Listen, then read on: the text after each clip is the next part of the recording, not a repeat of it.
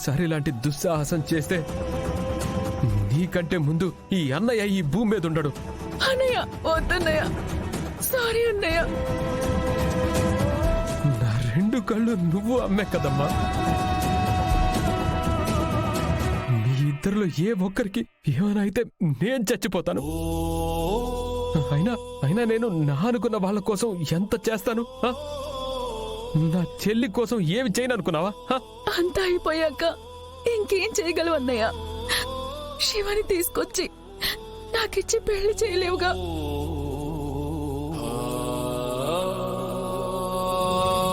వీడి తప్ప ఈ దిక్కుమాలిన దానికి ఎవడు దొరకడుగా. అందుకని పెళ్ళం తమ్ముడు తేలిగ్గా దొరికేశాడుగా.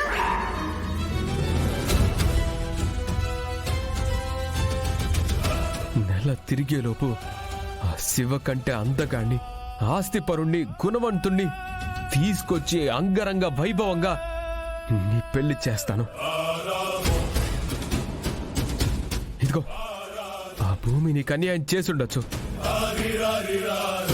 కానీ నువ్వే ప్రాణంగా బ్రతుకుతున్న ఈ అన్నయ్య నీకెప్పటికీ ద్రోహం చేయడు. భూమికి త్యాగం చేయటం తెలుసు కానీ ద్రోహం చేయటం తెలీదు. తనకిలా నమ్మకంగా గొంతు కోయడం కూడా తెలుసమ్మా. ఇప్పుడే ప్రత్యక్షంగా మనందరం చూసాం కదమ్మా. తను ఆ ఇంటి రక్తమే. తనకి మనకన్నా వాళ్లే ముఖ్యం. నువ్వన్నది కరెక్ట్ అమ్మా. భూమి న్యాయం చేసింది, కానీ మనకు కాదు, వాళ్ళకి న్యాయం చేసింది. అందుకే అక్కడే ఆ బంధాన్ని తెంచేసుకొని వచ్చాను.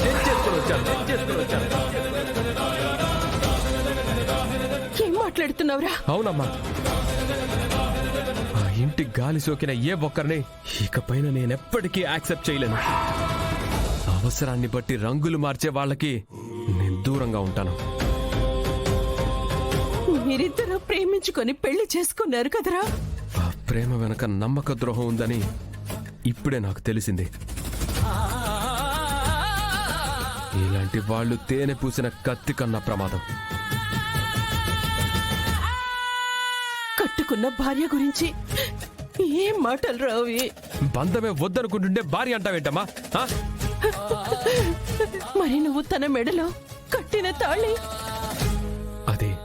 బద్నామి సుభగే త్వం జీవ శరదాం శతం.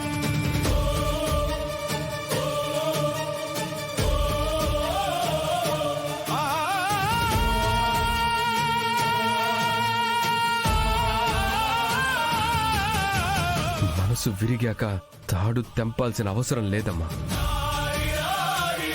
అది బ్రతికున్నా చచ్చిపోయినట్టే.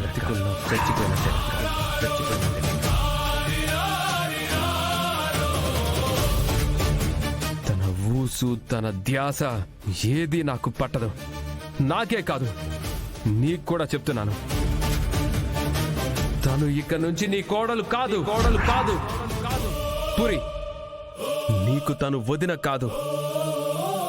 ఇకపై తన చేతిలో మోసపోయాను అనే ఆలోచన తీసేయ్. నీకు అన్నయ్య ఉన్నాడమ్మా, నేను చూసుకుంటాను. నీకేం కాదు. అమ్మా, నేనొక నిర్ణయం తీసుకున్నాను. ఇకపై నన్ను ఒప్పించాలని నువ్వు చెప్పే ప్రతి మాట నన్ను నొప్పించడమే అవుతుంది.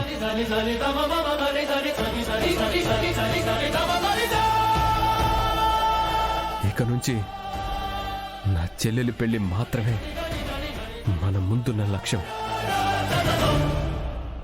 అది గుర్తుపెట్టుకో.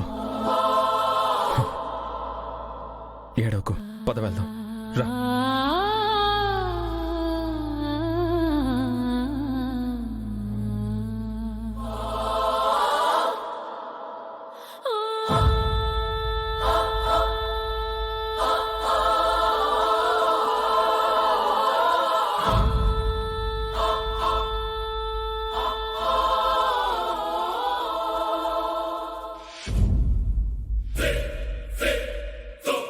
శరత్చంద్ర గారు, మీ అమ్మాయి భూమి వస్తుందని చెప్పారు, ఇంకా రాలేదు. నా కోర్టులో కేసుంది, నేను వెళ్ళాలి. అంటే తనిప్పుడు రాకపోతే ఈ పని ఆపేస్తానని అనుకుంటుందేమో. తను పెళ్లిలోనే ఉంది కదా, మనమే తన దగ్గరికి వెళ్దాం.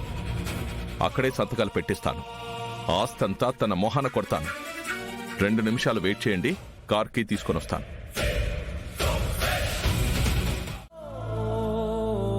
మళ్ళీ మన పేర్లు రాసుకోవాలి. ఆ క్షణం కోసం ఎదురు చూడాలి. రా భూమి, మన ఇంటికి వెళ్దాం రా. లేదత్తయ్య, నేను రాలేను. నేనొస్తే బావ నన్ను చంపేస్తాడు. వాడికి కోపం ఎక్కువేమో కాని నేరం చేసేంత కాదమ్మా. నీకు నేనున్నాను కదా. వాడు నిన్నేమన్నా అనాలంటే ముందుగా నన్నే అనాలి. వద్దత్తయ్య, ప్లీజ్ నన్ను ఇబ్బంది పెట్టకండి. నేను రాలేను. చూడు, అత్తగా అడుగుతున్నాను, నాతో వస్తావా రావా? కోడలిగా ఆ ఇంట్లో అడుగు పెట్టలేనత్తయ్య, నన్ను క్షమించండి. అంటే వాడు నిన్ను వద్దన్నాడని నువ్వు కూడా వాడిని వదిలేస్తున్నావా?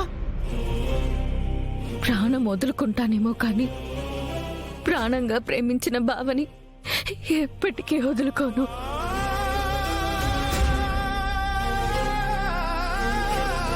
అయితే నాతో రా. నువ్వు నాతో రాకపోతే నేను కూడా ఇక్కడే ఉండిపోతాను.